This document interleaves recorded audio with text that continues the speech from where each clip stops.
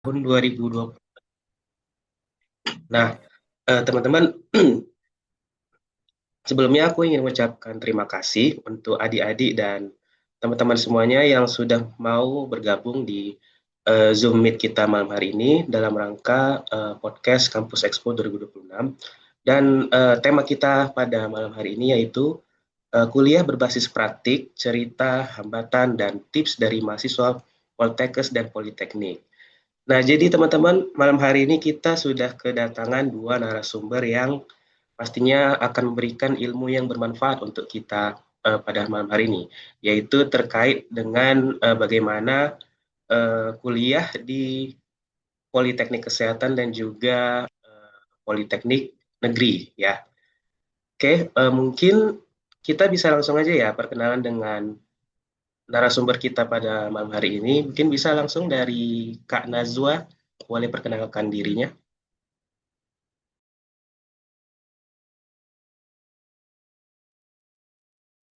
Oke. Assalamualaikum warahmatullahi wabarakatuh.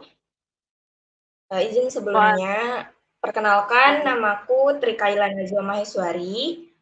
Dulu waktu di MAN, aku duduk di kelas 12 IPS 4, teman-teman.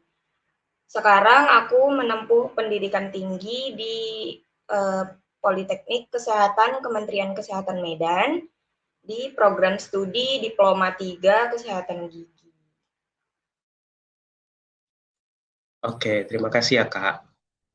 Nah, kita hari ini nggak cuma satu narasumber teman-teman, tapi juga ada satu narasumber lagi dari Politeknik Negeri Bandung, yaitu Kak Maulana. Mungkin boleh perkenalkan dirinya Kak.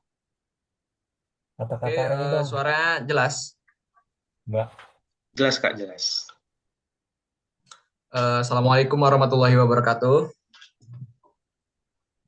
Baik, perkenalkan, nama aku Maulana Akbar Kurniadi.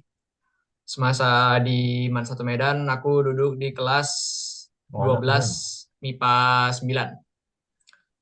9. Sekarang aku menempuh pendidikan tinggi di Politeknik Negeri Bandung, jurusan Teknik Sipil, Korban. program studi Teknik Konstruksi Gedung.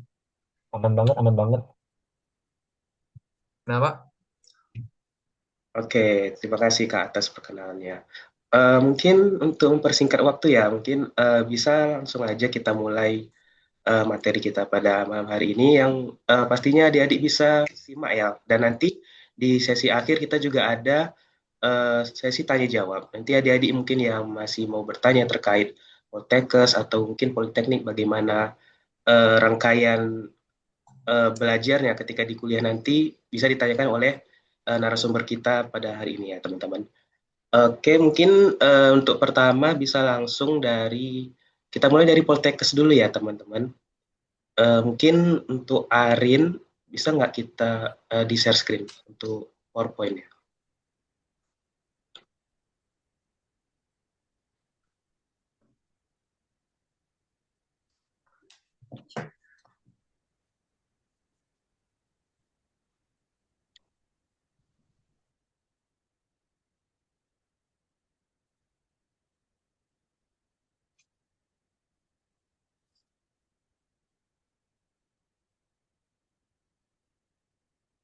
Oke, ini teman-teman yang lain sudah pada kelihatan kan PowerPoint-nya? Kelihatan. Oke, kalau sudah kelihatan, mungkin kita langsung aja ya, kita persilahkan kepada narasumber kita, Kak Nazwa Maheswari untuk menyampaikan materinya. Untuk kepada Kak Nazwa, kami persilahkan. Oke, teman-teman. Jadi sekarang itu aku akan membahas tentang uh, sejarah singkatnya dari Politeknik Kesehatan, tentang program studi aku, dan lain-lainnya nanti akan kita bahas. Uh, Boleh slide-nya nggak? Naikin slide.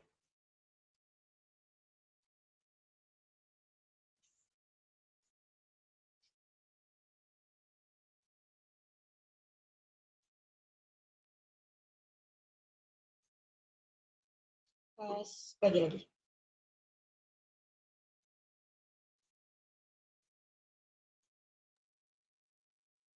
Mungkin boleh satunya. di next lagi slide-nya. Oke.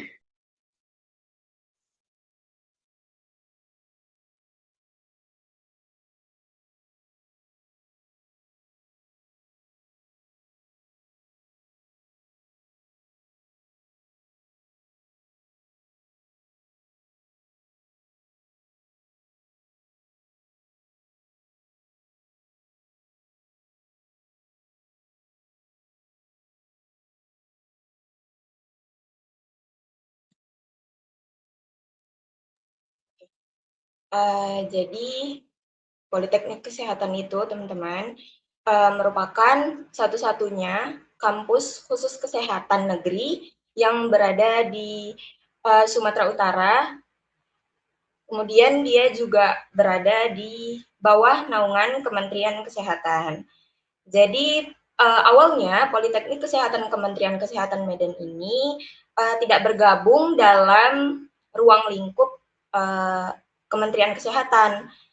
Makanya namanya itu dulunya adalah Akademi Kesehatan. Jadi setiap jurusannya itu, setiap program studinya dinamakan Akademi Kesehatan Kebidanan, Akademi Kesehatan Keperawatan, Akademi Kesehatan Farmasi, dan lain-lainnya. Namun pada 2001 Kementerian Kesehatan mengambil alih Akademi Kesehatan menjadi Politeknik Kesehatan Departemen Kesehatan Republik Indonesia. Dulu namanya itu, namun diganti lagi teman-teman menjadi Politeknik Kesehatan Kementerian Kesehatan Medan. Nah, di Politeknik Kesehatan ini ada 7 program studi yang tersebar luas di berbagai wilayah Sumatera Utara. Untuk program studinya, teman-teman bisa lihat di poster dalam PPT ya teman-teman. Nah, kemudian fun fact-nya, Poltekkes Medan dan seluruh Poltekkes di seluruh Indonesia itu merupakan salah satu sekolah kedinasan yang tidak terikat ikatan dinas. Maksudnya itu, biasanya sekolah kedinasan yang ikatan dinas bakalan langsung jadi asisten sipil negara setelah menyelesaikan studinya atau pendidikannya selama 3-4 tahun.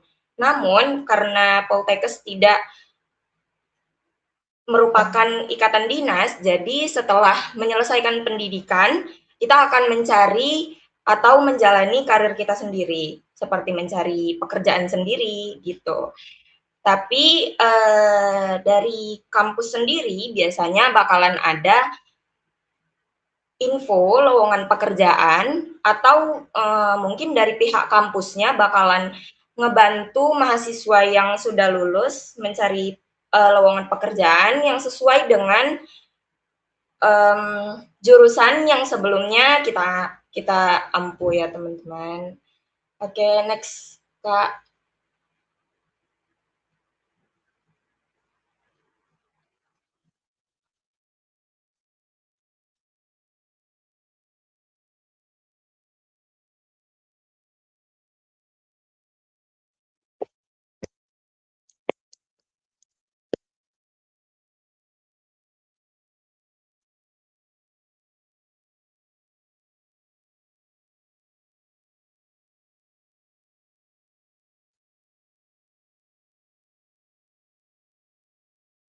Oke, untuk jalur masuk kuliah di Poltekkes Medan itu ada 4 jalur ya teman-teman. Jadi jalur yang pertama itu ada jalur PMDP atau jalur prestasi.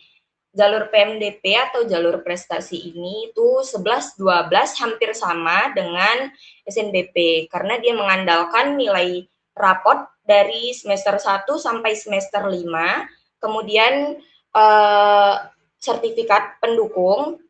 Namun bedanya ini kalau di PMDP Poltekkes itu tidak menggunakan nilai TKA ataupun menjadi siswa eligible. Jadi semuanya bisa masuk ke jalur itu, tapi hanya di tahun lulus aja ya teman-teman. Misalnya kalau gap year atau semi gap year itu nggak bisa.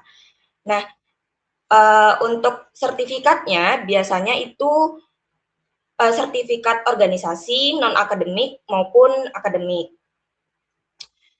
Yang kedua itu ada jalur Simama. Ini sama dengan SNBT atau UTBK.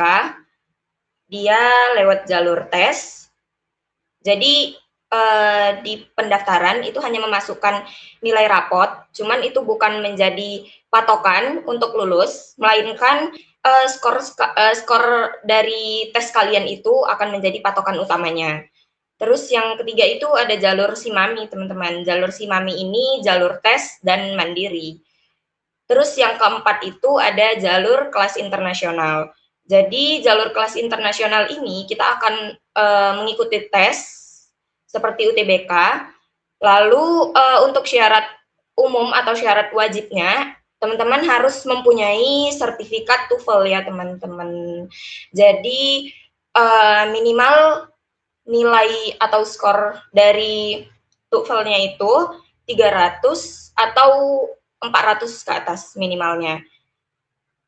Jadi kemarin itu pengalaman aku masuk Polkesmet itu dengan jalur PMDP atau prestasi dengan rata-rata nilai rapot 90,8. Aku masukin 3 sertifikat. Yang pertama sertifikat kemarin itu aku ikut olimpiade, terus aku ikut kepanitiaan organisasi. Kemarin itu aku masuk di MPK. Terus yang ketiga itu aku ada masukin pertandingan badminton, teman-teman. Next slide, Kak.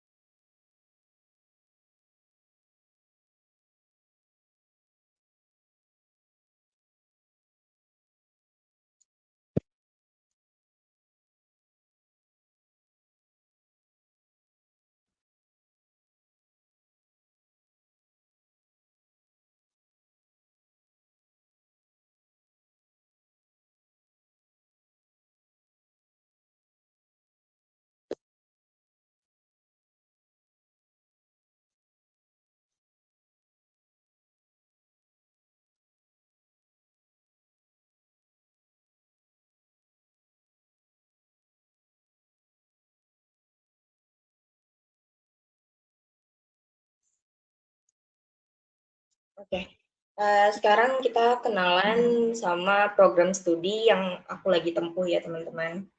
Jadi sejarah singkatnya, dulu itu program studi Diploma 3 Kesehatan Gigi namanya Sekolah Pengatur Rawat Gigi atau SPRG pada tahun 1972. Ini dulu tuh sebanding dengan SMA, jadi tidak ada gelar setelah menyelesaikan pendidikan. Kemudian pada 1995 diganti lagi menjadi Akademi Kesehatan Gigi. Lalu setelah diambil alih oleh Kementerian Kesehatan, dirubahlah namanya menjadi Jurusan Kesehatan Gigi Politeknik Kesehatan Departemen Kesehatan Republik Indonesia Medan pada 2001. Lalu diganti lagi pada 2019 hingga sekarang menjadi Jurusan Kesehatan Gigi Poltekkes Kemenkes Medan.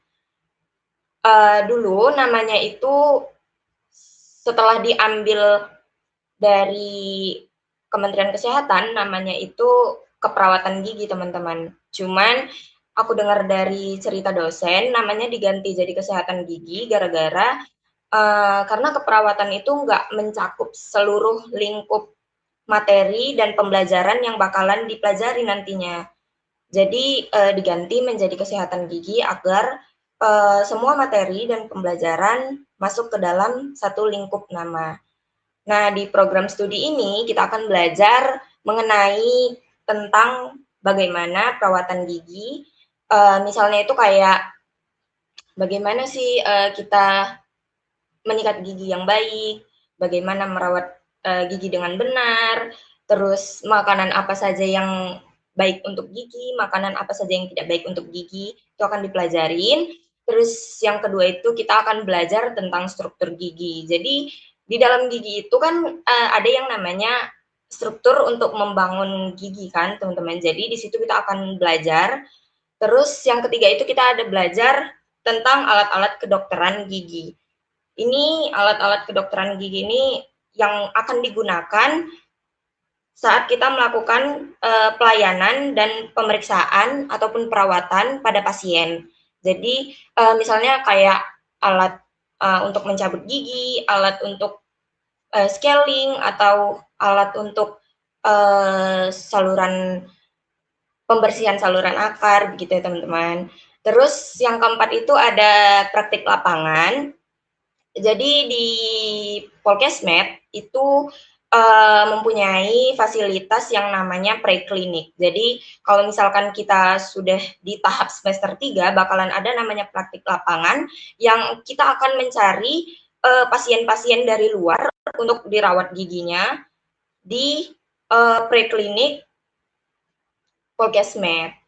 Dan lain-lainnya itu kayak USC, pretest. Nah, USC itu dari awal semester itu udah ada ya teman-teman. Jadi mungkin seminggu setelah kita masuk itu bakalan langsung ada materi dan nantinya akan ada USC. Nah, untuk jenjang karir program studi ini tuh banyak. Bisa di instansi pemerintah ataupun instansi swasta. Itu bisa bekerja di puskesmas, di rumah sakit, klinik swasta, dan bisa menjadi terapis gigi yang bakalan bekerja sama dengan dokter gigi. Kemudian program studi Diploma 3 ini sudah mendapatkan akreditasi unggul di 2025 kemarin. Oke, next slide, Kak.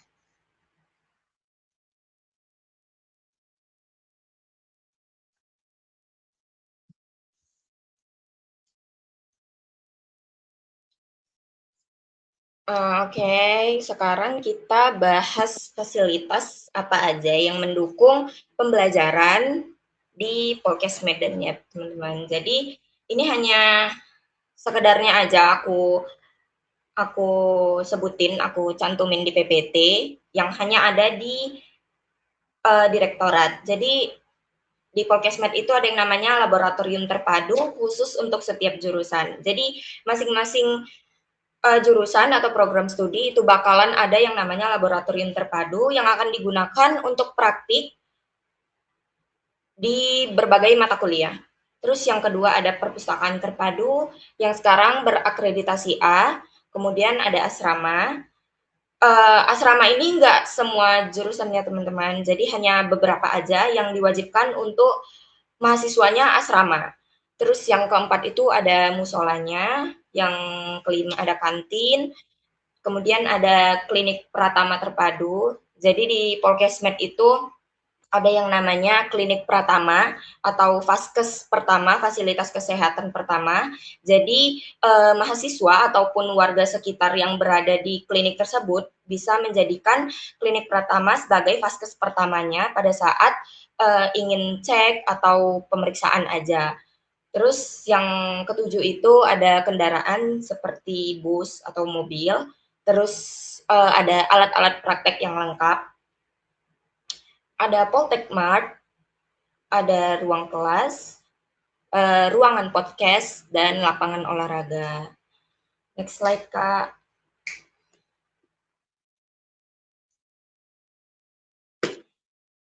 Oke, ini kegiatan aku selama 1 semester di Poltekkes Kemenkes Medan, teman-teman. Jadi yang pertama itu ada PKKMB, terus yang kedua itu ada senam sehat setiap akhir bulan. Jadi di Polkesmed itu mahasiswanya dituntut untuk menjadi mahasiswa yang sehat.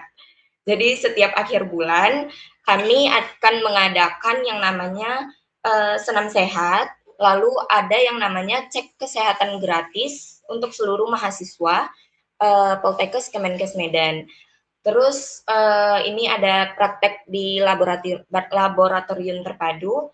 Ini laboratorium terpadu itu besar ya teman-teman. Ini hanya seperti kelas gitu yang dipakai.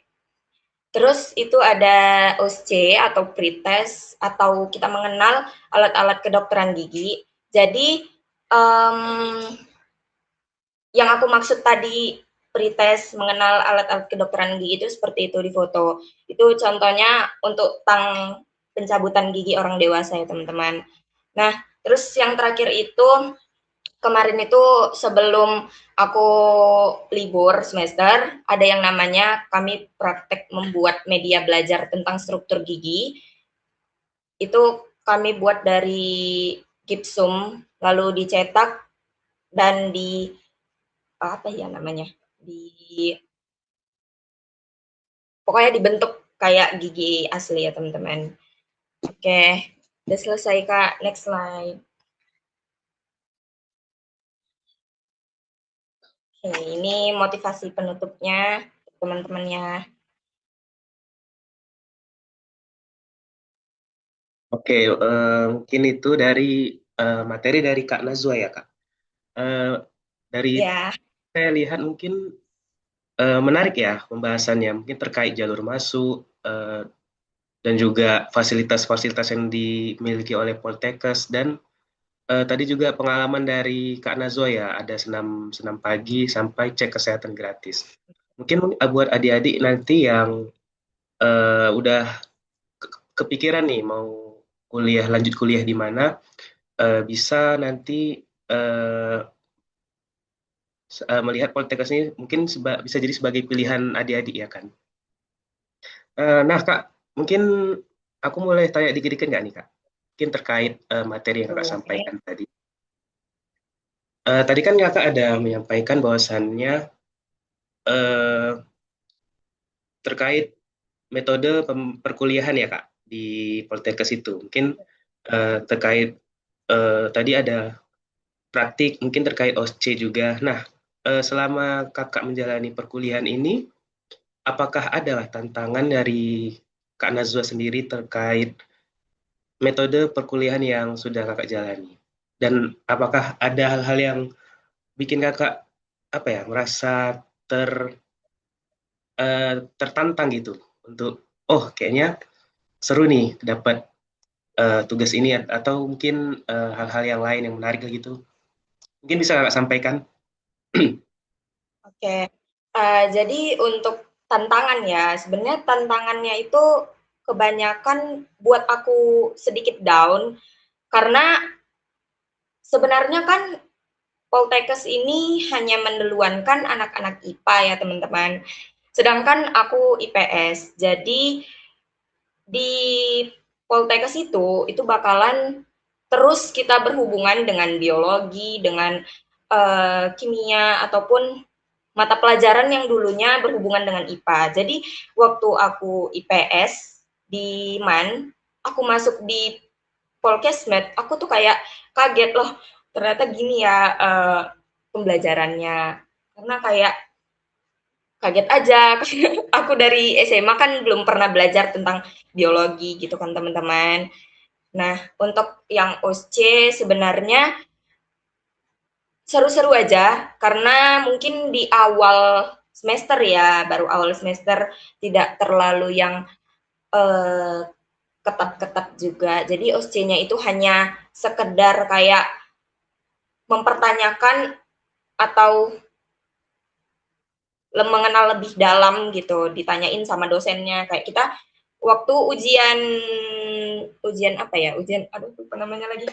Ujian UTBK, ujian UKBM kemarin kan ada tuh ditanya-tanya sama Bunda Yanda. Nah, kira-kira begitu OSCE di semester 1 yang sudah aku alamin.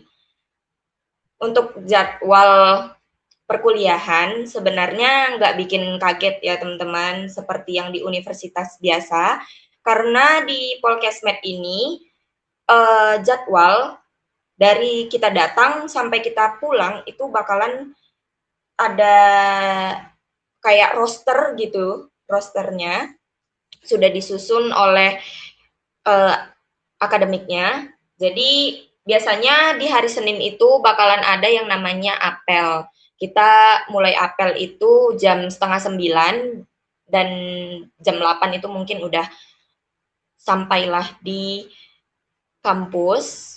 Terus untuk pulang itu memang terjadwal, cuman kalau misalkan mata kuliah sudah selesai, kita sudah dibolehkan untuk pulang. Oke, terima kasih mungkin untuk Kak Nazwa. Mungkin buat adik-adik dan teman-teman lainnya yang ingin bertanya terkait penjelasan dari Kak Nazwa tadi, mungkin boleh bisa angkat tangannya, angkat tangan atau mungkin bisa dari room chat ya. Apakah ada yang ingin bertanya adik-adik?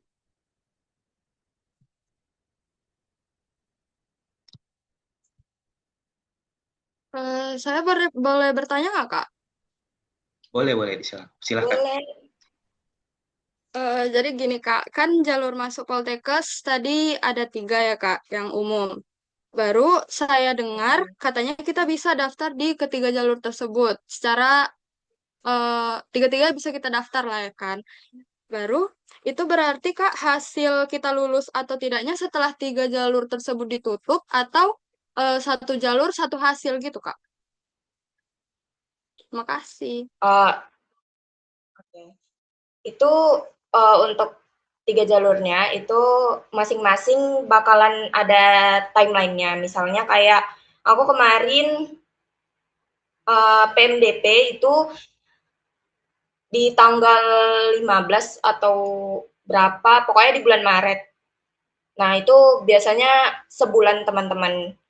Pengumumannya sebulan. Setelah itu pengumuman, baru nanti dibuka untuk sesi jalur masuk yang kedua, si mama, baru selanjutnya itu mandiri, gitu teman-teman.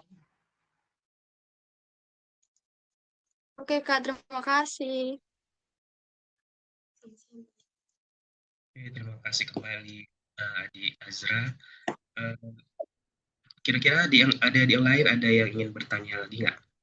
Mungkin masih ada yang bingung atau udah ada yang tertarik nih terkait ingin masuk ke Politeknik Kesehatan Medan.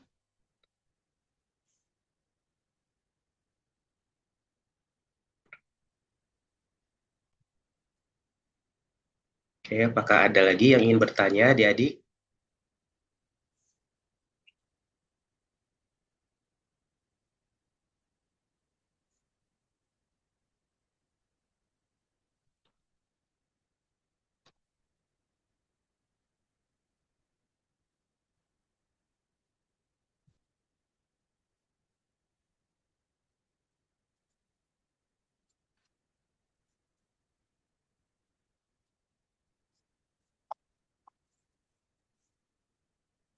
Oke, sepertinya tidak ada lagi yang mau bertanya. Mungkin kita bisa langsung ke pembahasan berikutnya ya. Pak, izin bertanya. Oh, oke, masih ada ya. Silakan, Dik. Jadi kan Kak Nazwa ini kan podcast di Medan kan Kak. Jadi tips Kakak atau apa namanya strategi Kakak masuk podcast itu apa ya Kak gitu. Makasih Kak. Oke, jadi teman-teman, kita sedikit pengalaman dari aku ya. Jadi aku sama sekali nggak ada niat untuk masuk ke Polkesmed, dan dulunya aku juga nggak tahu bakalan ada Polkesmed di Medan ini, Politeknik Kesehatan di Medan ini. Jadi kemarin itu aku nolak eligible karena aku lagi nyoba kedinasan juga. Lalu ternyata nggak lulus teman-teman. Jadi masih ada waktu ternyata untuk masuk ke Polkesmed, dan juga ternyata sepupuku itu ada anak Polkesmed, jadi dia nyaranin cobalah untuk ambil Polkesmed gitu. Nah, untuk persiapan sebenarnya dari jalur PMDP ini nilai rapot aja sih, pertahanin nilai rapot. Biasanya kemarin itu aku dengar-dengar, tahun aku kemarin pas masuk Polkesmed itu nilai rata-rata akhir rapot itu semester 1 sampai semester 5 itu 88 teman-teman. Di kesehatan gigi. Kalau untuk keperawatan dan kebidanan itu 90. Kalau untuk jurusan lain aku belum terlalu paham. Tambahin juga sertifikat pendukung akademik maupun non-akademiknya. Oke, Kak. Makasih banyak ya, Kak. Sama-sama. Kembali di Nabila. Adik-adik yang lain ada lagi yang ingin bertanya? Aku kasih kesempatan lagi nih untuk adik-adik yang masih bingung terkait Poltekkes. Ayo, boleh ditanya, karena ini kesempatan tidak datang 2 kali. Selagi masih ada narasumber-narasumber kita yang bisa memberikan ilmunya pada adik-adik.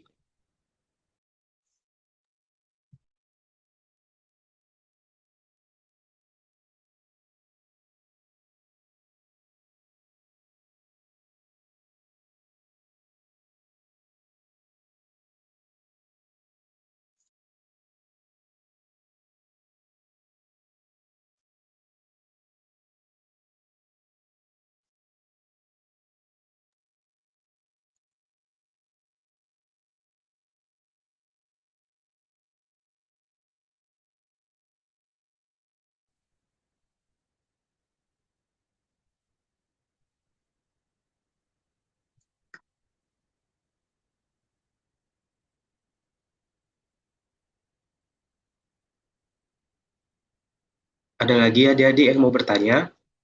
Bisa melalui room chat juga ya jika tidak mau bersuara.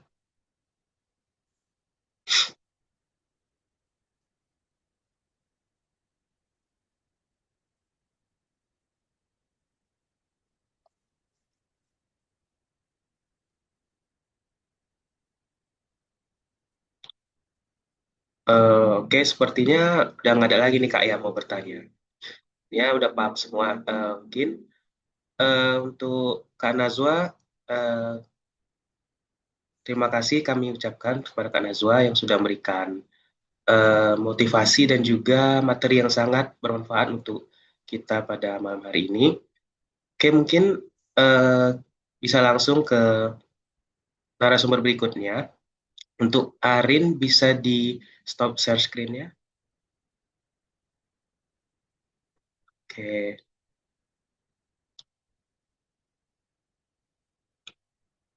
Oke, mungkin untuk berikutnya kita salah satu narasumber yang berasal dari Politeknik Negeri Bandung. Mungkin kepada Kak Maulana sudah bisa di share screen ya untuk PowerPoint-nya.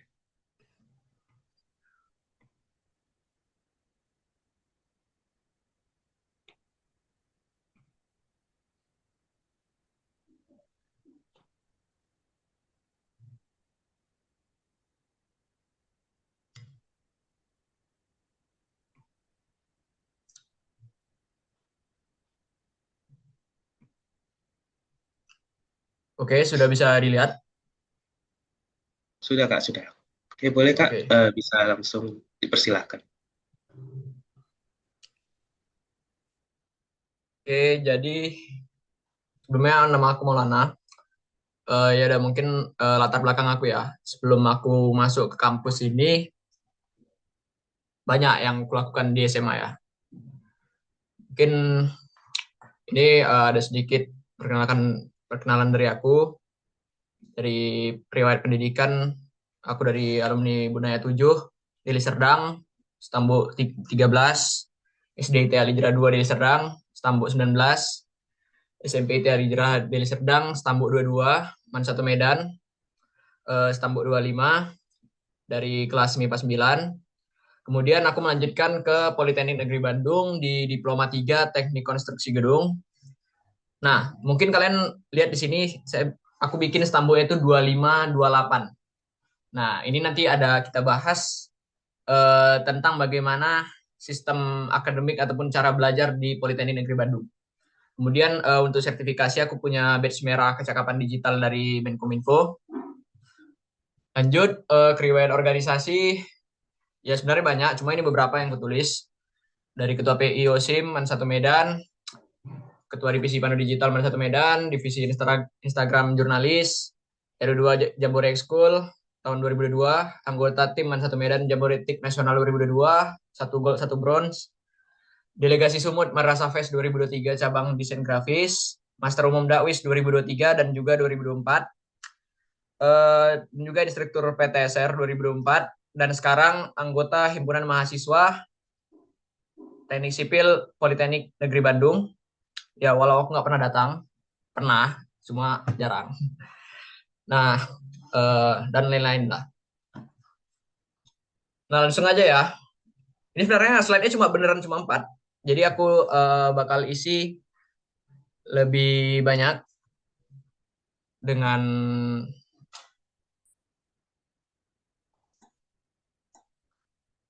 mulai dari sabar ini coret dah.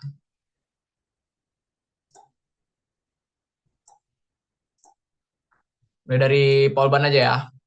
Nah, jadi Politeknik Negeri Bandung ini berdiri tahun 1982 dengan nama Politeknik ITB.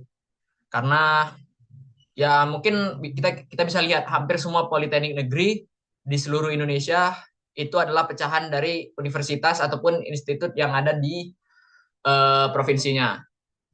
Ya sama juga seperti IKIP lah.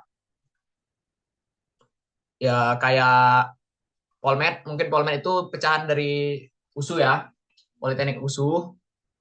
Sama juga PNJ itu pecahan dari UI, makanya lokasinya ada yang di dalam USU, di dalam UI. Ya mungkin Polban agak beda, ITB mungkin waktu itu banyak duitnya, bisa bangun agak jauh dan besar gitu. Saat itu tahun 1982 hanya ada 3 jurusan dan 4 prodi. Ya itu 3 jurusan itu cuma ada elektro, sipil, mesin, dan apa ya lagi? Lupa. Kemudian berpisah dengan ITB. Ini tahun 97 juga serentak dengan Polmed pisah dari USU, Polstri pisah dari Unsri, dan PNP pisah dari Unan, PJ pisah dari UI itu serentak tahun 97 dan juga berganti nama menjadi Politeknik Negeri Bandung. Mungkin itu sejarah singkat dari Polban. Kemudian masuk ke jurusan aku. Jurusan aku Teknik Sipil. Ini jurusan 1 dari 3 jurusan tertua di Polban. Awalnya saat itu cuma ada 1 jurusan, maksudnya 1 prodi, yaitu jurusan Teknik Sipil, Teknik Perancangan Bangunan Sipil. Kemudian mulai pecah D3 dan lain-lain menjadi TKG dan TKS atau Teknik Konstruksi Gedung dan juga Teknik Konstruksi Sipil. Apa bedanya? Kalau di konstruksi gedung itu adalah fokusnya kepada bangunan gedung dan juga kalau untuk TKS ini fokusnya pada jalan, jembatan, bendungan, tembok besar dan lain-lain. Nah, barulah muncul yang namanya TPJJ. Fun fact, TPJJ ini adalah program studi diploma 4 pertama di Indonesia. Jadi ada 1 dosen, saya lupa namanya, itu adalah orang yang salah satu pencetus adanya program diploma 4 di Indonesia dari TPJJ ini ya. Baru belakangan muncul TPPG. Sebelumnya TPJJ ini adalah Teknik Perancangan Jalan dan Jembatan. Ini salah satu jurusan terfavorit di Polban. Dan juga TPPG ini baru, kurang lebih mungkin kurang tahu sih. Cuma ini masih baru ada beberapa angkatan. TPPG ini Teknik Perancangan dan perawatan gedung. Itu D4. Nah, untuk teknik sipil sendiri hanya ada satu himpunan, yaitu Himpunan Mahasiswa HIMAS, Himpunan Mahasiswa Sipil Polban. Mungkin kalau di jurusan lain itu ada yang 2, seperti aeronautika dan jurusan teknik mesin. Itu mereka satu jurusan namun punya 2 himpunan. Nah, kemudian masuk ke teknik konstruksi gedung. Ini salah satu prodi yang tua lah di Polban. Prodi yang fokus pada pembangunan gedung dan telah terakreditasi unggul. Gak tahu sejak kapan, dan akreditasi ini awet sampai tahun 2028. Sebelum akhirnya penilaian kembali. Dan juga apa namanya ya? TKG ini bisa, dan juga di program di Polban itu ada namanya extend. Jadi ada program untuk melanjutkan ke TPPG ataupun TPJJ dari D3 ke D4. Oke, mungkin fun fact untuk tahun 2025 kemarin, Polban adalah salah satu politeknik ataupun mungkin perguruan tinggi dengan pendaftar terbanyak seluruh Indonesia, dengan 68.000 pendaftar dari seluruh jalur, dan yang diterima hanya 2.900. Jadi Polban ini bukan lumayan sih, sangat ketat untuk selevel politeknik, dan juga untuk SNBT, UTBK, Polban tahun 2025, untuk angkatan 2005, itu masuk top 20 perguruan tinggi negeri PTN dengan pendaftar terbanyak, top 20, tepatnya di peringkat 16, dan satu-satunya kampus politeknik di antara yang lain. Jadi ini kampus dengan kampus politeknik yang mungkin paling ketat untuk masuknya. Mungkin aku cerita dulu gimana aku bisa masuk ke Politeknik Negeri Bandung. Ya, mungkin beberapa teman-teman tahu, aku bukan orang yang serius di bidang akademik. Aku banyak di organisasi selama di MAN 1.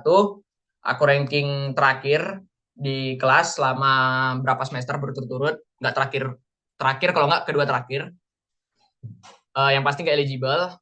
Kemudian aku all in di SNBT. Skor aku waktu itu 610. Dan itu pas-pasan. Pas-pasan bukan hanya untuk jurusan teknik konstruksi gedung, tetapi juga keseluruhan Polban.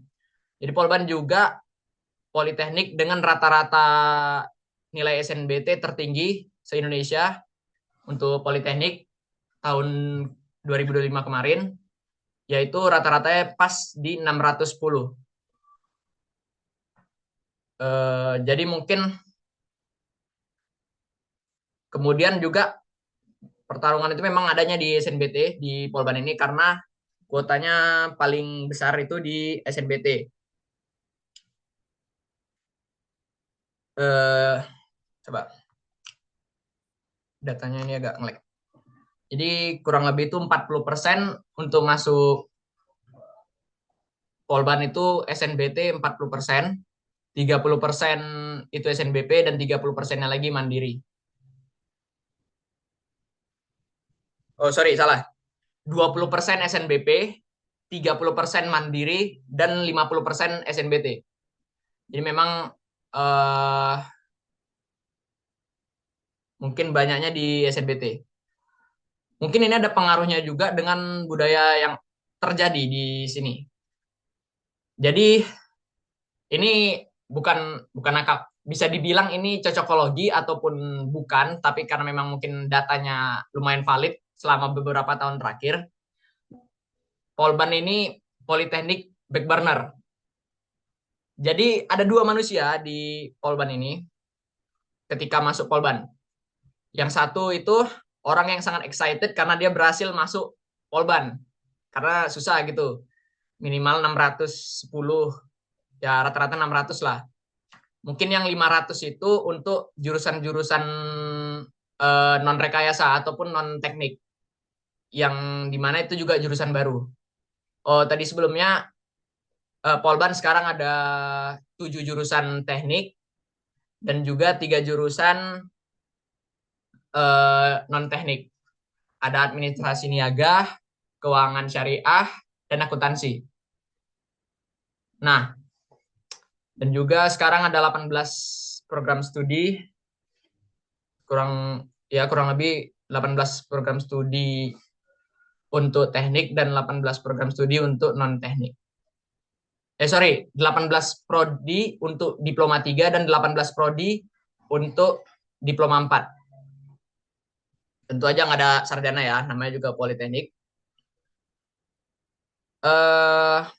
Jadi aku masuk ke sini,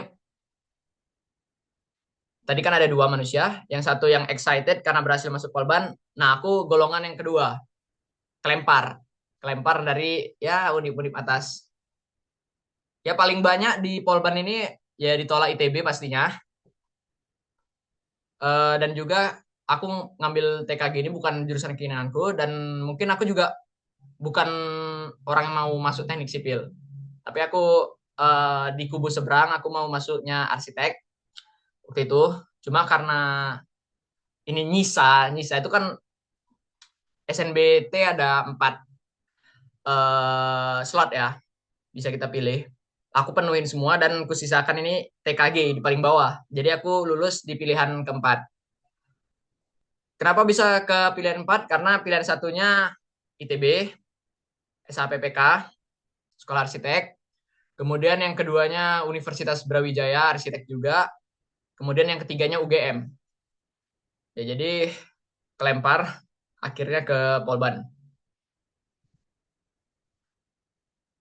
Untuk apa ya, perjalananku ini mungkin nggak terlalu susah ya, bisa dibilang. Nggak tahu ya kalau yang lain. Cuma aku bukan orang yang belajar gila-gilaan. Ya aku di bimbel agak santai. Aku belajar lebih ke mengerjakan tryout untuk SNBT. Ya aku cuma tryout 4 kali kalau nggak salah, 4 kali tryout. 4 kali tryout, 2 kalinya main-main, 2 kalinya lagi serius, baru langsung UTBK. Ya di bimbel aku banyak main sebenarnya. Cuma ya itu salah satu penyesalanku. Aku pikir aku pintar kali. Rupanya nggak sepintar itu. Ya mungkin agak ada penyesalan gitu ya, karena banyak main-main. Cuma overall Polban ini setelah aku masuk adalah kampus bagus sih. Kampus ya mungkin karena beberapa kultur ataupun culture-nya di sini tuh banyak mengambil dari ITB, yang dimana dia memang pecahan dari ITB. Jadi banyak sistem-sistem yang mungkin berbeda dengan politeknik lain karena dia mengambil dari punyanya ITB. Mungkin kita bahas secara lingkungan dulu ya. Secara lingkungan, ini bukan kampus yang di tengah-tengah keramaian atau gimana. Ini kampus sebenarnya untuk transfer agak sulit ya. Karena dia di satu bukit tersendiri. Jadi antara kita turun dari bukit yang lebih tinggi atau kita naik dari atas bukit untuk ke kampus. Kemudian juga di di Polban secara keorganisasian benar-benar bisa kita lihat, dan yang aku lihat ini benar-benar niru ITB, di mana BEM itu adalah KM atau keluarga mahasiswa. Beda dengan BEM-BEM lain yang ada di universitas. Kekuasaannya apanya berbeda. Ini dia benar-benar ngambil dari ITB, yang dimana BEM itu adalah penengah ataupun jembatan antar setiap himpunan yang ada di Polban.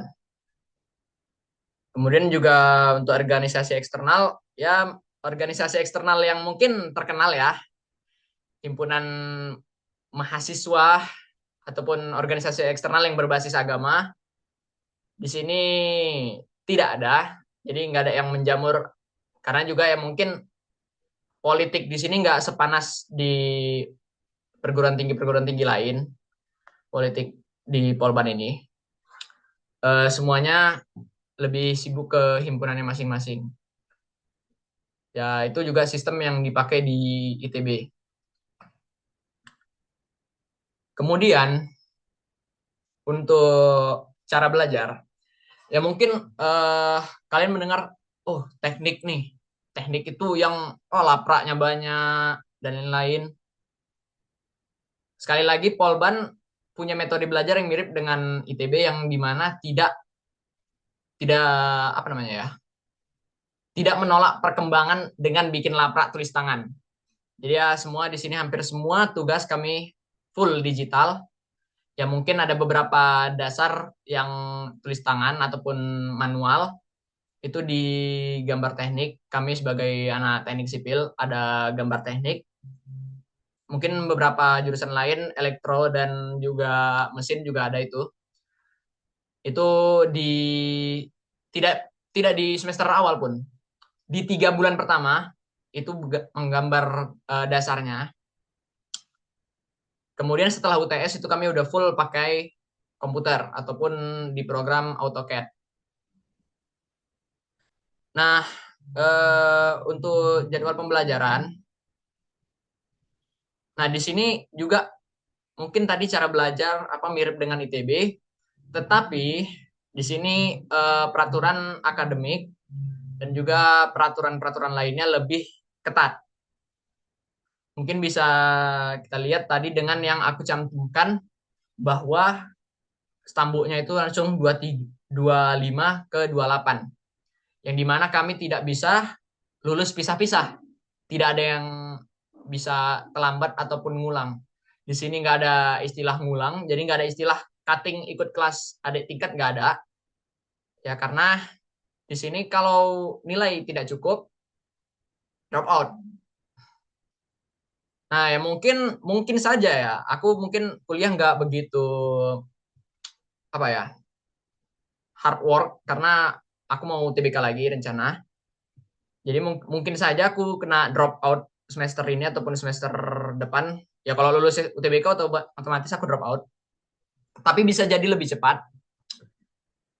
Karena di sini mencari IP itu juga sulit ya. Sekedar kita bisa menjawab. Jadi misalnya di ujian itu ada 5 soal nih. Kalian bisa jawab 2 pun, itu masih bisa dibikin 0 gitu. Di IP kalian masih bisa dibikin 0 kalau misalnya kalian cuma bisa jawab 1 soal dari 5 soal yang ada. Ya mungkin di sini memang ketat, tapi begitu kalian dapat IP 3,5, itu di sini sudah digolongkan dan diangkat menjadi mahasiswa berprestasi. Pakai selempang tuh, tulisannya MAPRES, mahasiswa berprestasi. Dan itu kemarin kami beberapa MAPRES itu dipanggil di ospek, dan benar sangat sedikit orang-orang yang bisa dapat IP 3,5. 3,51 minimal untuk mendapatkan gelar MAPRES itu.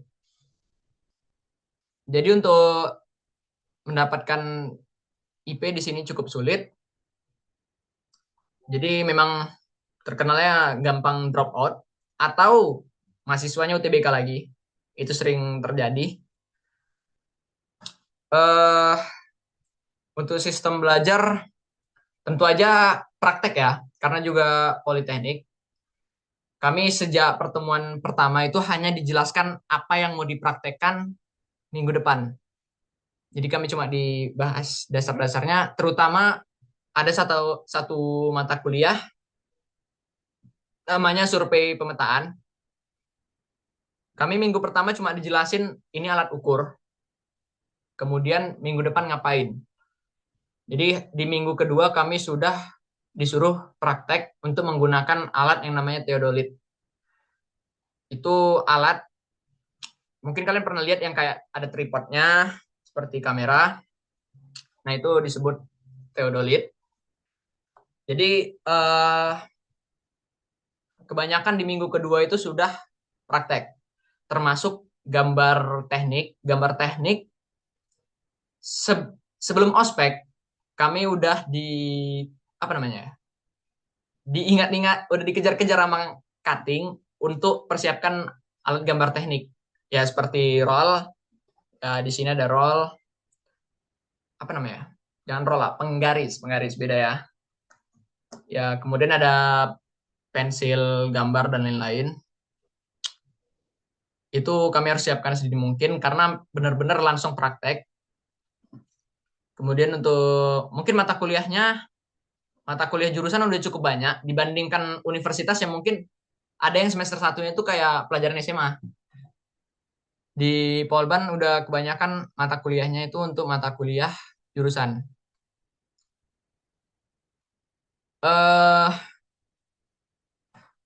Kalau untuk aku pribadi ya, aku tidak punya masalah dengan mata kuliah jurusan.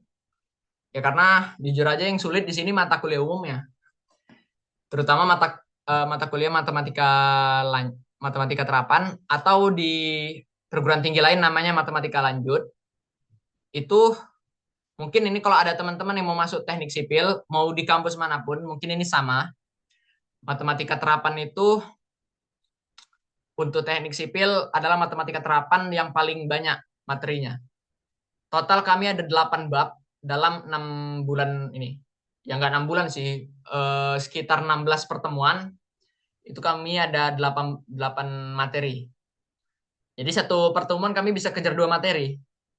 Itu jujur aku agak keteteran di situ, di mata kuliah itu.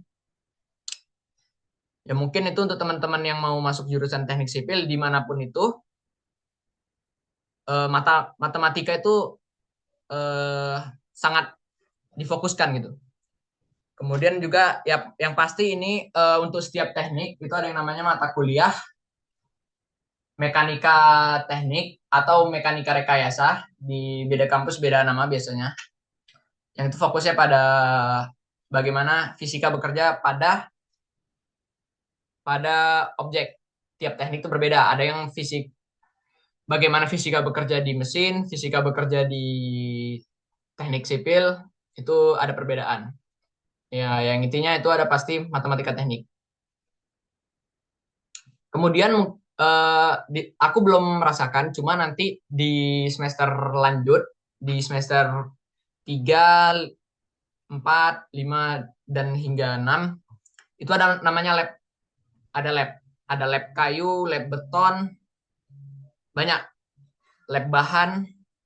Nah, ketika kalian sudah masuk ke pembelajaran di lab ini, itu mungkin di situ mulai capek ya. Karena biasa satu lab itu dilaksanakan selama seminggu, masuk jam 7 pagi, pulang jam 6 sore. Yaitu lebih ekstrim dari kerja ya mungkin ya jamnya. Maka di semester 1 dan 2 mungkin hingga 3 ini lebih santai. Jujur lebih capek kuliah di Polban semester 1 atau UKBM Diman. Jujur UKBM Diman aku lebih capek dibandingkan semester 1 kuliah. Jadi mungkin kalian yang takut keteteran nanti waktu kuliah di semester 1, nggak apa-apa kalian punya banyak kegiatan karena memang tidak sekeras itu pembelajarannya di semester 1. Ya mungkin ada beberapa mata kuliah yang agak challenging ataupun menantang.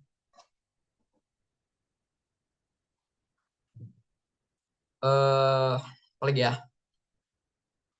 Oh, mungkin untuk fasilitas di Polban.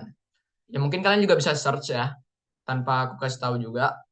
Ya intinya di Polban ini untuk gedung itu hampir semua terawat, sangat terawat. Kemudian juga ada parkiran. Nah parkiran ini ya terkenal ya parkirannya anomali karena dia cuma satu gedung. Ya parkirannya ada lift sih gitu 5 lantai. Sisanya di tiap gedung itu bagus, hampir semua bagus.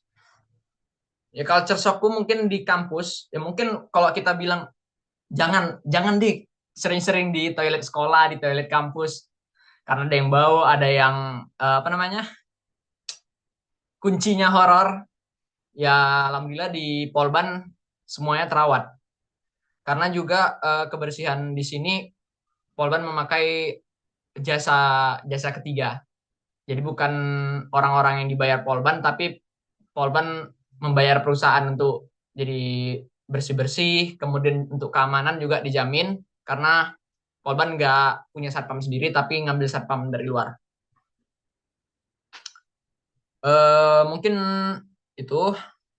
Oh ya, untuk mungkin yang selain jurusan teknik sipil, hampir semua jurusan yang teknik itu udah sangat baik dan juga unggul. Makanya masuknya mungkin rata-rata keseluruhan jadi tinggi karena hampir semua prodi itu akreditasinya udah tinggi. Mungkin itu kalau ada yang kurang, ada yang mau ditanya, mana tahu saya lupa untuk menyampaikan. Ya karena memang slide-nya cuma gini ya kan. Lebih ke mungkin kalau ada yang mau nanya silakan. Kalau tidak ada yang mau nanya, saya lanjut beberapa tips untuk kalian bukan apa ya? Bukan bertahan di Polban, mungkin ada yang mau ku sharing mungkin seputar apa yang ku alami sebagai mahasiswa yang salah jurusan gitu ya. Mungkin sebelumnya seputar Polban dulu ada yang mau ditanyakan. Boleh moderator dipandu. Boleh mungkin jadi jika ada yang mau bertanya terkait politeknik atau Polban ya, kan bisa langsung dipertanyakan secara langsung ataupun dari room chat ya dia.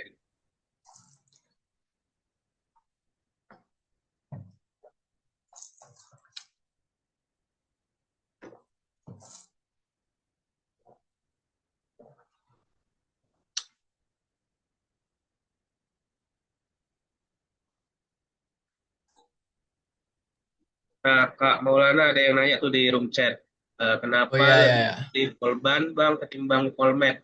Ini bisa dijawab. Aku punya prinsip dan juga ini mungkin salah satu keputusanku yang bagus. Kenapa aku milih semua pilihanku itu ada di luar kota. Paling tidak, kalau kalian punya kesempatan untuk merantaulah ya. Kalau memang tidak bisa ya nggak apa-apa juga. Tapi kalau bisa, kalian coba. Dunia itu luas. Bahkan untuk Indonesia aja mungkin begitu aku merantau gitu kan. Ya, aku melihat, oh ternyata di sudut lain Indonesia bisa sebeda ini gitu. Secara bahasa, ya mungkin ada bahasa-bahasa yang mungkin di Medan kasar, di sini tuh seperti biasa. Dan sebaliknya gitu. Mungkin secara makanan itu berbeda, secara kondisi lingkungan itu berbeda gitu. Jadi kenapa Polban? Yang pertama biar merantau. Yang kedua kenapa Bandung? Ya Bandung menurutku kota yang menarik lah ya, bisa kita bilang. Mungkin ya aku pengen coba gitu kan. Kayaknya enak tuh kuliah di tempat yang dingin. Tahu-tahu tiap pagi flu gitu. Kemudian juga ya di Bandung mungkin memotivasi aku kalau misalnya yang aku pikirkan sebelum milih Polban, kalau aku nggak dapet ITB, at least ITB depan mataku dan aku panas untuk nyoba lagi biar masuk ITB. Mungkin gitu ya.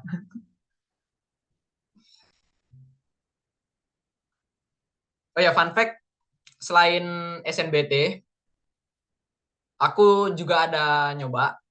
Malah sebenarnya ini lebih jadi impian aku. yaitu masuk arsitektur Unpar atau Universitas Katolik Parahyangan yang ada di Bandung juga. Itu mungkin kalau teman-teman mau tahu, itu universitas terbaik untuk jurusan arsitektur seluruh Indonesia.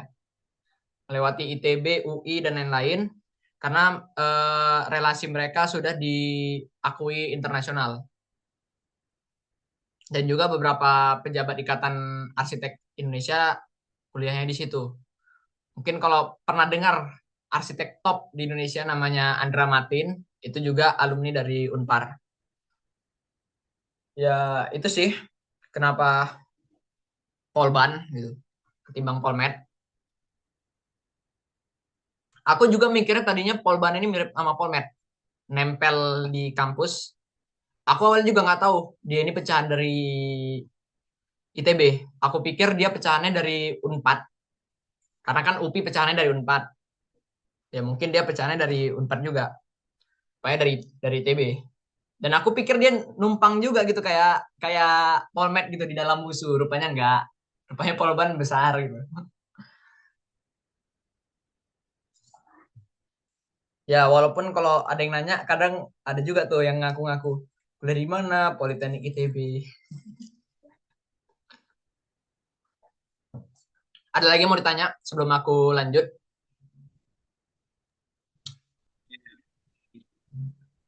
Ada lagi ada yang ingin bertanya? Sebelum aku lanjut, seputar Polban. Oh ya, kalau bentar ini kalau ada yang mau tanya, tanya dulu.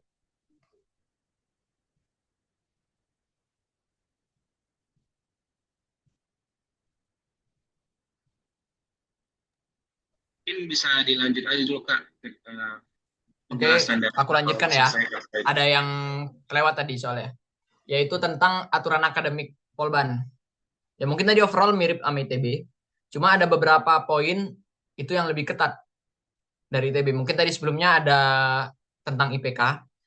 Kalau IP semester di bawah 2, 1,9 gitu. 1,99 itu maka langsung di drop out kalau IP semesternya segitu. Dan kalau ada 3 mata kuliah, 3 atau 4 gitu, aku lupa. 3 atau 4 mata kuliah yang IP-nya di bawah 2. Misal nih, yang lain 4 gitu kan. IP-nya 4. Tapi untuk mata kuliah ada 3 yang IP-nya di bawah 2. Maka itu juga di drop out. Nah, yang aku dengar sebelum angkatan aku itu ada namanya remedial. Tapi begitu di angkatan aku itu dihapus. Nah, dan juga mungkin Politeknik ada kompennya nggak, Kak? Atau Bang, ada kompennya nggak?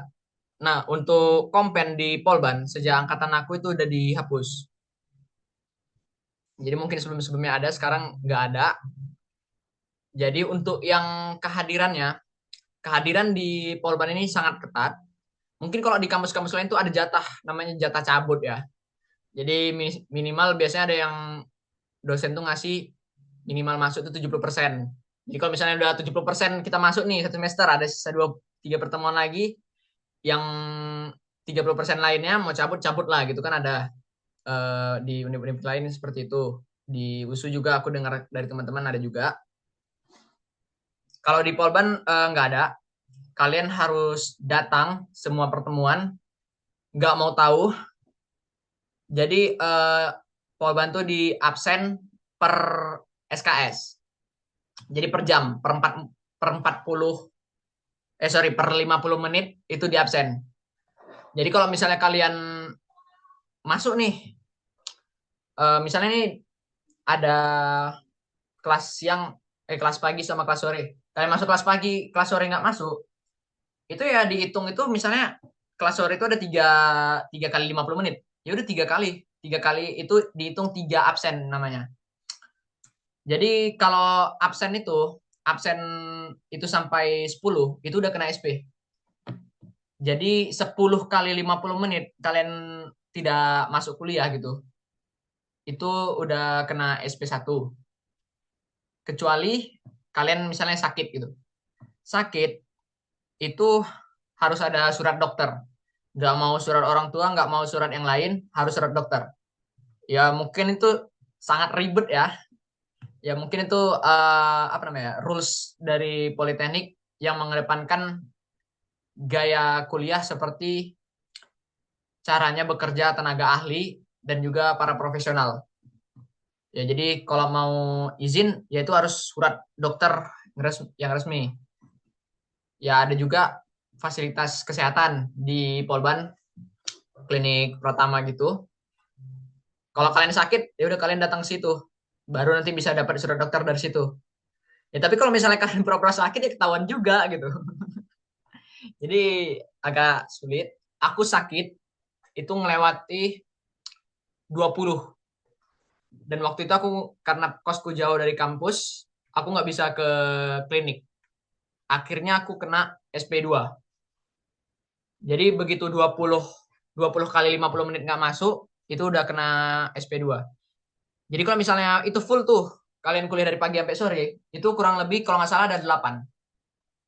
Jadi kalau misalnya 2 hari aja nggak masuk, dan itu hari yang penuh gitu, 2 hari kalian udah kena absen 16 gitu. Jadi 2 hari sakit, nggak bikin surat dokter, kalian udah kena 16 absen. 3 hari kalian udah SP2, 4 hari kalian udah di drop out. Jadi begitu 30 kali 50 menit tidak masuk, itu kalian udah kena drop out. Jadi kalau kalian 4 hari nggak masuk di Polban ini tanpa surat gitu, nggak ada surat sakit ataupun surat izin yang lain. Oh ya, fun fact, kalau kalian izin acara keluarga, oh itu dosennya nggak mau. Dibikinnya apa? Nggak ada itu acara keluarga. Emang kalian kalau misalnya kalian udah kerja jadi profesional, acara keluarga kalian cabut dari perusahaan, kan nggak gitu gitu. Jadi ya selain sakit tuh susah izinnya di Polban. Seketat itu peraturan akademiknya. Ya aku kena SP2, akhirnya SP2 aku dibatalkan gara-gara aku datang menghadap Kaprodi. Datang menghadap Kaprodi, aku negosiasikan karena karena aku juga baru semester 1. Kemudian aku jelaskan kemarin aku sakitnya gimana, kosku lumayan jauh, dan juga kalau ke Polban tuh nanjak, kurang lebih 1,5 kilo kosku, aku jalan kaki. Ya akhirnya di beberapa absenku itu dihapus. Jadinya cuma SP1 aja, SP2-nya nggak jadi. Jadi ya sekarang aku pegang SP1 nih. Ya mungkin aku memang nggak mau lama-lama gitu di Polban. Nah, ada yang mau ditanya nggak sebelum aku lanjut lagi? Seputar Polban. Mungkin ada beberapa yang mau aku sampaikan untuk penutup juga setelah ini. Oke Kak, mungkin aku ada sedikit pertanyaan nih. Mungkin adik-adik sebenarnya mau bertanya tapi mungkin nggak kepikiran atau malu bertanya ya. Kira-kira Kak, ada nggak tips dari Kak Maulana ini? Karena kan tadi kita udah dengar ya, soalnya mungkin terkait dari pembelajaran di sana mungkin agak sulit mendapatkan IP yang tinggi ya. Dan mungkin adik-adik sini yang udah tertarik nih ikut mau ke Politeknik dan bahkan mungkin ada yang udah tertarik ke Polban, tapi karena mungkin dari metode pembelajaran yang agak sedikit bikin kaget gitu ya. Kira-kira ada nggak tips dari Kak Maulana supaya mungkin adik-adik yang sudah ingin nih ada rasa ingin ke Politeknik bisa menyesuaikan untuk mereka berkuliah nantinya. Oke. Kalau menurut aku ya, kalau kalian UKBM Diman nggak keteteran dan kalian santai mengerjakan UKBM Diman, ya mungkin di Polban kalian nyantai gitu. Sebelum kalian jumpa lab. Karena di lab di situlah baru mulai muncul yang namanya laporan dan lain-lain. Dan juga mungkin di beberapa libur semester kalian harus korbankan untuk magang karena magang wajib di Polban. Wajib magang. Jadi kalian aku lupa itu entah 1 kali libur semester atau 2 kali libur semester selama kalian kuliah itu harus dipakai untuk magang dan kemudian nanti ada laporannya. Magang ada beberapa yang dapat dari kampus, dari rekomendasi kampus, dan juga ada yang dapat dari cutting. Nah, dan juga di Polban syarat lulus salah satunya adalah aktif di organisasi, minimal satu organisasi. Apapun itu.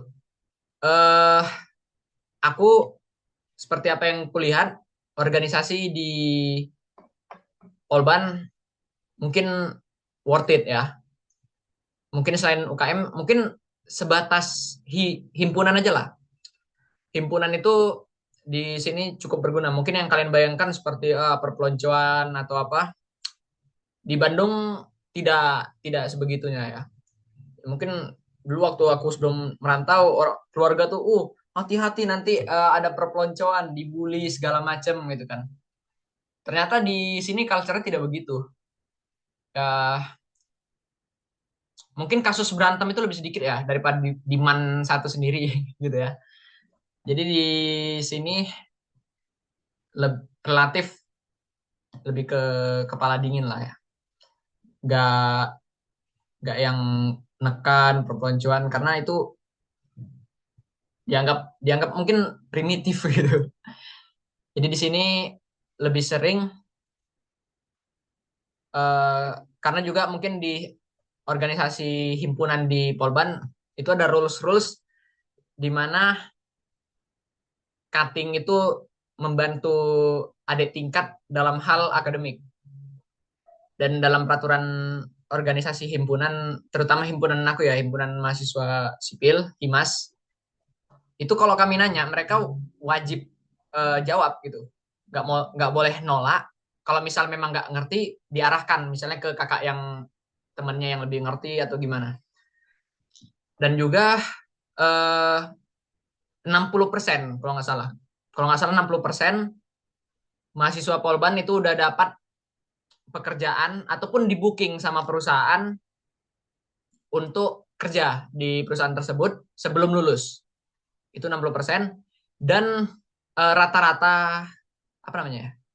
Rata-rata nganggur setelah wisuda itu paling lama itu 1,5 bulan untuk mahasiswa Polban.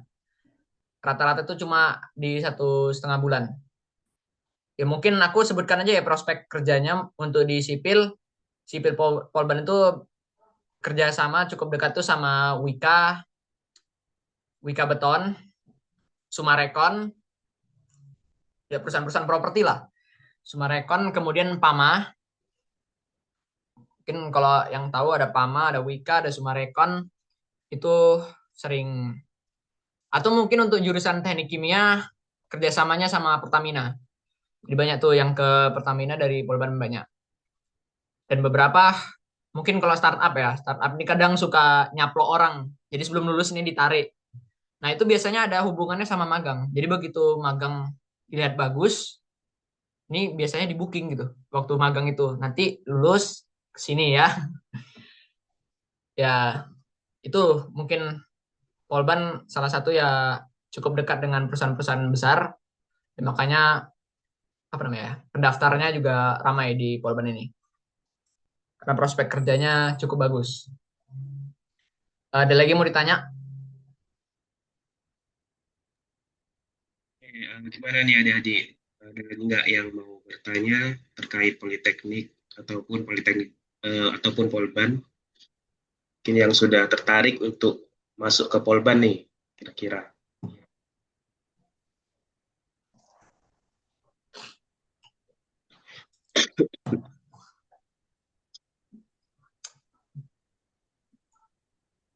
Oke, yang mau bertanya boleh langsung on mic atau dari room chat juga boleh ya adik-adik.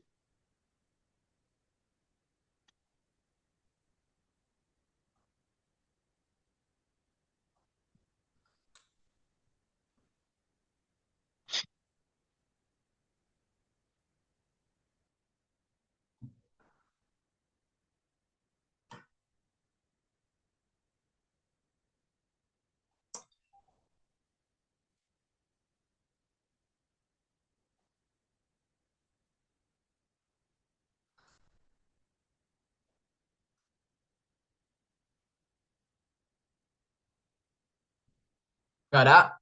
Kalau nggak ada, aku lanjutin ya. Oke, sepertinya nggak ada sih Bang yang mau bertanya. Mungkin boleh dilanjut. Eh, Mungkin tadi sekitar apa namanya ya? Overall seputar Polban. Ya kesimpulannya Polban ini kampus yang green flag ya. Walaupun aku sebenarnya nggak mau masuk sini gitu. Tapi secara objektif aku melihat Polban ini kampus yang bagus sebagai pilihan. Bahkan pilihan utama. Kalau kalian yang memang jiwanya ini workaholic gitu kan. Workaholic, mau cepat-cepat kerja gitu. Dan kalian sanggup tuh kerja 9 to 5. Karena di sini yang dikejar itu hampir semua tugas itu project. Ya mungkin overall untuk Polban begitu. Nah, mungkin dari sisi aku sendiri, mungkin untuk teman-teman. Oh, ada yang mau nanya nih. Kak, kalau nggak ikut organisasi sama sekali, apakah berpengaruh sama IPK? Untuk sama IPK enggak, tapi organisasi itu menjadi syarat untuk lulus. Jadi ijazah kalian nggak bisa terbit, kalian nggak bisa daftar wisuda kalau nggak ada organisasi. Mungkin itu untuk organisasi. Ya organisasinya green flag kalau di Polban ya. Ya walaupun aku nggak ada ikut organisasi sejauh ini. Himpunan pun aku cabut karena ya itu belajar UTBK. Oke, aku lanjutkan ya. Jadi overall aku yang sebagai ya mungkin bisa dibilang salah jurusan. Aku cuma mau ngingatin untuk teman-teman sekalian. Ya mungkin dulu aku nganggapnya SNBP itu scam ya. Karena SNBP itu sekali sekali kalian masuk, walaupun kalian yakin ini jurusan yang benar, tidak kadang nggak sesuai harapan juga gitu. Jadi aku lebih prefer SNBT karena SNBT kalau kalian nggak sure, misalnya masuk UGM pun gitu, nggak sure, kalian masih bisa punya kesempatan gitu. Kalau udah lulus SNBP, malah kadang ada yang pilih jurusan ini kenapa passing grade-nya lumayan gitu, bisa lulus. Tapi kalian nggak suka jurusannya. Nah, itu sangat sangat jebakan itu. Karena begitu kalian masuk, kalian nggak bisa ikut UTBK lagi. Jadi kalau mau pindah kampus, ya harus ikut jalur mandiri, yang dimana cukup mahal lah. Oh ya, untuk biaya, ngomong-ngomong soal biaya di Polban, termasuk yang tidak terlalu mahal lah. Ya, mungkin kalau UTBK, untuk UTBK dan SNBP, maksimal UKT itu ada di 10 juta. Itu mentok-mentok kali, setajir-tajirnya kalian itu 10 juta gitu untuk UKT. Dan serendah-rendahnya ya gratis gitu kalau KIPK. Di atas gratis itu 500.000, sejuta, 1.500.000, 2 juta, 3 juta, 4 juta, hingga yang paling tinggi itu 10 juta. Dan kalau untuk jurusan non teknik kalau nggak salah itu lebih murah. Untuk yang maksimal itu lebih murah kalau di jurusan non teknik. Yang teknik maksimalnya 10 juta. Ya aku nggak dapat maksimal sih. Maksimal nggak tahu sih, udah tajir kali. Jadi mungkin kalau yang merasa mau cepat kerja, juga untuk biaya kuliah nggak begitu mahal, ya Polban salah satu pilihan yang bagus gitu untuk cepat kerja dan juga nggak mau kuliah yang begitu mahal. Dan juga untuk biaya hidup, Bandung ini biaya hidupnya kurang lebih sama sama Medan. Ya karena juga UMR Medan sama Bandung itu hampir sama, sekitar 4,4 hingga 4,5 lah, 4,5 juta. Ya kalian 1,5 juta hidup lah di di Bandung. Jadi untuk yang mikirkan biaya, ya Polban nggak begitu mahal. Dan untuk yang mau masuk misalnya untuk planning, untuk daftar mandiri gitu ya. Untuk aku dengar-dengar iuran pembangunan itu 15 juta. Jadi ada UKT tambah iuran. Dan 15 juta itu cuma sekali bayar. Nggak ada bayar-bayar lagi. Sisanya tinggal bayar UKT aja gitu tiap bulan, tiap 6 bulan. Dan untuk UKT itu aku rasa murah ya. UKT ku rasaku murah ketimbang mungkin abangku yang kuliah di USU. Dengan mungkin jurusan dia seharusnya bisa lebih murah, tapi UKT kami sama, golongan perbagian golongannya mirip, sama-sama D3, tapi di USU lebih mahal gitu. Nggak tahu ya jurusan yang lain. Mungkin itu yang aku alami di keluarga aku juga. Oh ya, lanjut soal tadi. Mungkin kalau kalian SNBP, ya kalian harus yakinin dan kalian harus tanggung jawab gitu. Ketika kalian nanti udah dapat, ya tapi kalau misalnya orang tua tajir ya terserah kalian gitu, mau mandiri, mau apa gitu kan. Kemudian kalau memang akhirnya salah jurusan gitu, atau misalnya kalian pilih kayak aku gini, ya mungkin kalau tadi misalnya aku milih Polmed, aku mungkin milihnya lebih milih gap year ya. Kenapa aku tetap ngambil Polban ya karena tadi aku butuh experience gitu. Setidaknya aku cobain untuk merantau gitu. Karena kesempatan itu nggak datang berkali-kali. Kok kalau ditanya kunci sukses itu apa? Kunci sukses itu hoki. Hoki, tapi hoki datang kepada orang yang siap. Jadi yang perlu kita lakukan adalah doing the best every day, lakukan yang terbaik setiap harinya. Ketika hoki itu datang, kita sudah siap gitu. Ya mungkin itu yang aku rasakan, aku merasa aku hebat kali gitu kan, nggak lebih banyak main game gitu. Waktu bimbel, ya akhirnya ditolak ITB, ditolak UB, ditolak UGM, dan ditolak Unpar, dan ditolak Unparnya 2 kali. Ya memang Unpar susah masuknya karena tesnya itu tes ujian sketsa, dan itu bukan berdasarkan nilai tapi berdasarkan saingan. Jadi kalau kalian bagus gambarnya, saingan kalian lebih bagus gambarnya, kalian kalah kalau di Unpar. Karena itu memang pure bakat kalau di Unpar itu. Yang bisa kalian usahakan mungkin selain bakat itu kemampuan akademis itu di UTBK ini. Jadi aku sangat sarankan UTBK ya. Tapi kalau kalian mau SNBP dan kalian yakin, terserah gitu. Yang penting kalau kalian merasa salah jurusan nih, kalian harus lihat worth it mana kalian gap year atau kalian lanjutkan. Ya bisa jadi kalau kalian lanjutkan kalian bisa beradaptasi bagus. Tapi kalau kalian lanjutkan kemudian kalian stres, ya malah kalian kepikiran mau pindah tapi udah masuk, mau belajar UTBK tapi tugas kuliah banyak, ya susah jadinya.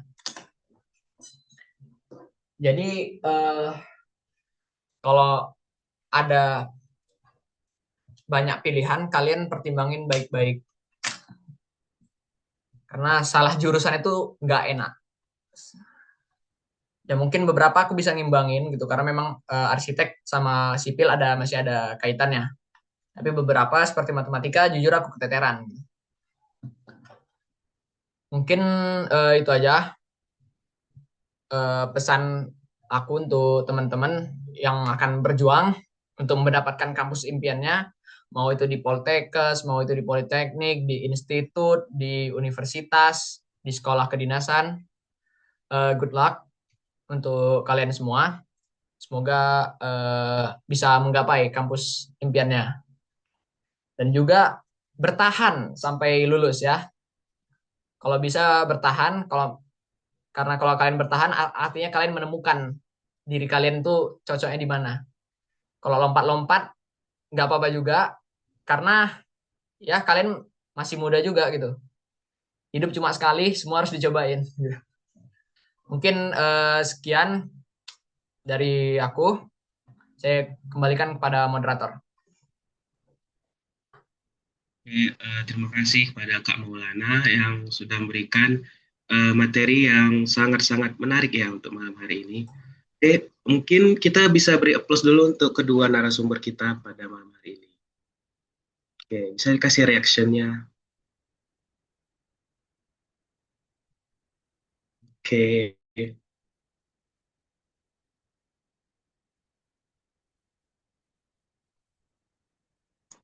adik-adik semuanya dan teman-teman, tadi kita sudah mendengarkan materi yang sangat menarik ya, dan pastinya bermanfaat untuk kita semua. Kami berharap materi-materi yang kami sampaikan ini dari narasumber-narasumber ini bisa adik-adik terapkan, dan juga motivasi-motivasi dan tips-tips dari narasumber yang sudah disampaikan tadi bisa juga adik-adik jalani nanti. Dan semoga cita-cita dan segala keinginan adik-adik semuanya bisa terwujud dan tercapai dengan baik. Amin ya rabbal alamin. Oke, mungkin untuk selanjutnya kita bisa untuk sesi terakhir kita akan mengadakan sesi dokumentasi. Mungkin untuk beberapa kalian bisa open cam ya, tapi kalaupun nggak bisa nggak masalah. Ya, kalau bisa open cam, usahakan open cam. Mungkin untuk dokumentasi bisa saya alihkan ke operator untuk mengambil alih.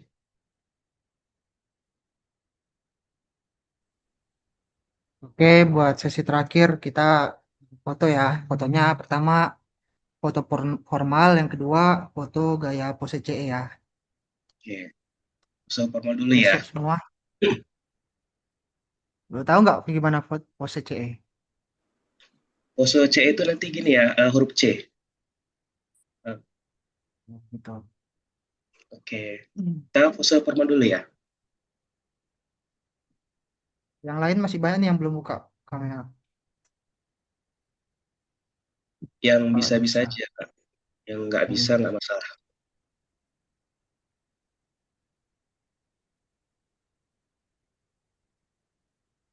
Oke, ini masih ditunggu berapa menit lagi nih Kak untuk yang mau buka kamera.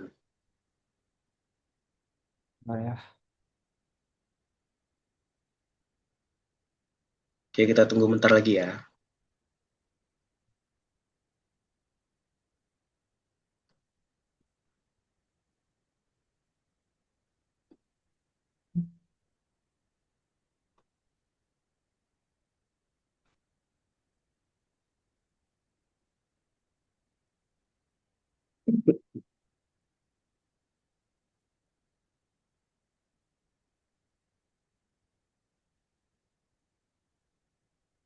Oke, kayaknya langsung mulai aja Kak dokumentasinya.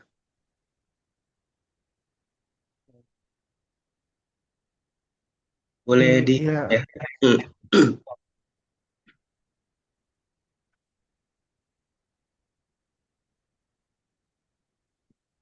Oke, saya hitung mundur ya.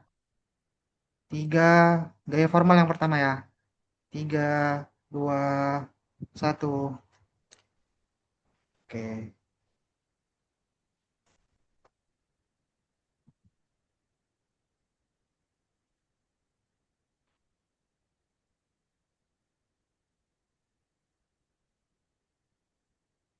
Oke, yang kedua gaya pose CE teman-teman. C itu.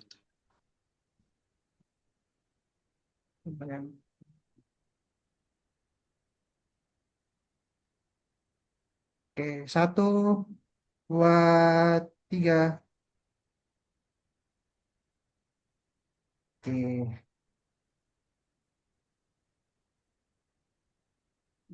Oke. Sudah kan Kak? Boleh ulang nggak pose CE-nya? Pose CE-nya boleh nggak? Tadi Ulang. banyak, banyak mati gambarnya. Ya udah. Kita ulang sekali lagi ya.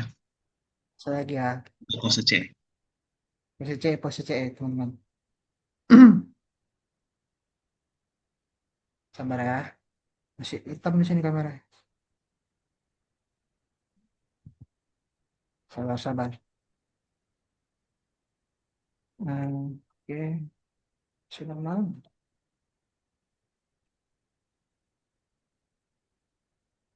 Ya, proses satu, dua, tiga. Oke, terima kasih. Oke, Sudah. terima kasih Kak. Oke, dengan ini berakhirlah podcast hari pertama kita pada malam hari ini. Aku ucapin terima kasih kepada narasumber, adik-adik, dan teman-teman semua yang sudah bergabung. Semoga ilmu-ilmu yang disampaikan oleh narasumber kita ini bisa bermanfaat untuk kita dan bisa memberikan ke depannya itu semangat juga untuk adik-adik. Oke, mungkin itu saja yang bisa kami sampaikan hari ini. Oh iya, untuk adik-adik jangan lupa ya, podcast ini akan kita adakan sampai tanggal 13 Januari. Jadi besok juga akan ada podcast dan nantikan siapa narasumber besok dan apa topik berikutnya. Oke. Terima kasih kepada adik-adik dan teman-teman semuanya sekali lagi. Saya ucapkan Assalamualaikum warahmatullahi wabarakatuh.